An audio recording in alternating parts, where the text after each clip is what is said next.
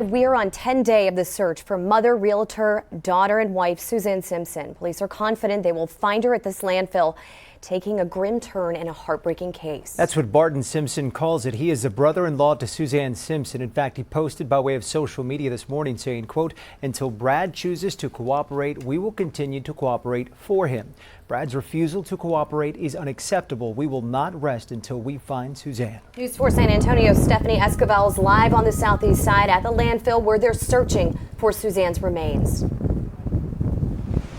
Well, Mandy, Jonathan, as you all can see, the search continues from this morning. And just moments ago, we learned that Bexar County Sheriff's Office cadets are aiding that search today, along with Texas Rangers and Almost Park police officers. They have been looking and sifting through trash for hours in hopes of finding Suzanne or any clue that could lead them to her. Let me remind you, the search efforts shifted to this landfill on Monday, and initially San Antonio police cadets were aiding the search. Today, the Texas Department of Public Safety confirms those San Antonio police cadets are alternating with Bexar County Sheriff's Office cadets to keep the search going.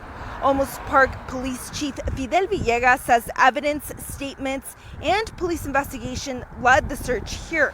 He went on to say, "We feel confident there is a good chance of recovering Suzanne at that location." And right now, it is still unclear what evidence or statements led the search to this landfill, but we will keep asking those questions for you and bringing you the latest information. For now, reporting live on the southeast side, Stephanie Esquivel, News 4, San Antonio. All right, Steph, thank you for that. As the investigation continues, we do have team coverage and we are learning more about the search process. We've told you about the technology used in missing searches, and now we're breaking down how search canines come in and help. The News 4 San Antonio's Marisa Mendoza spoke with Texar. That is a nonprofit search and rescue team that brings in dogs to help law enforcement during searches.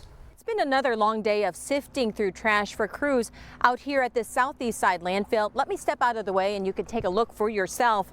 We've been keeping a close eye on the people and equipment law enforcement has tasked to sift through the mounds of garbage. What we have yet to see are canines, more specifically cadaver dogs. Texas Search and Rescue, which is not specifically involved in the search going on right now for Suzanne Simpson, they tell us the biggest challenge is the safety for the dogs themselves. Day 10 for the search for 51-year-old Suzanne Simpson. Authorities have concentrated their search for the mother of four at this far southeast side Bexar County landfill on Tessman Road.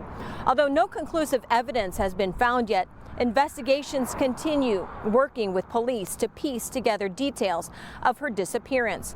While 25 cadets from the San Antonio Police Department have joined the recovery effort, no other resources like cadaver dogs that we have seen from our vantage point has been used.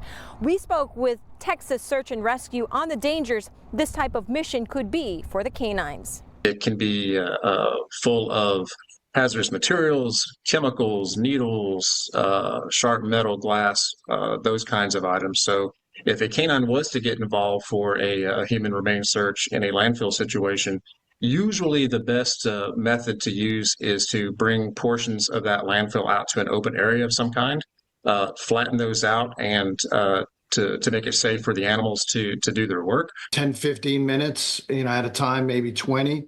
Not in the shade for a dog is probably going to be plenty.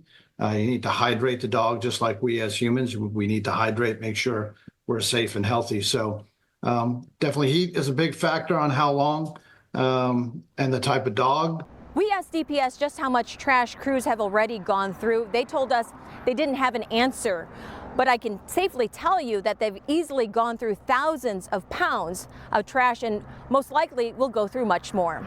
From the southeast side of Bexar County, Marisa Mendoza, News 4, San Antonio.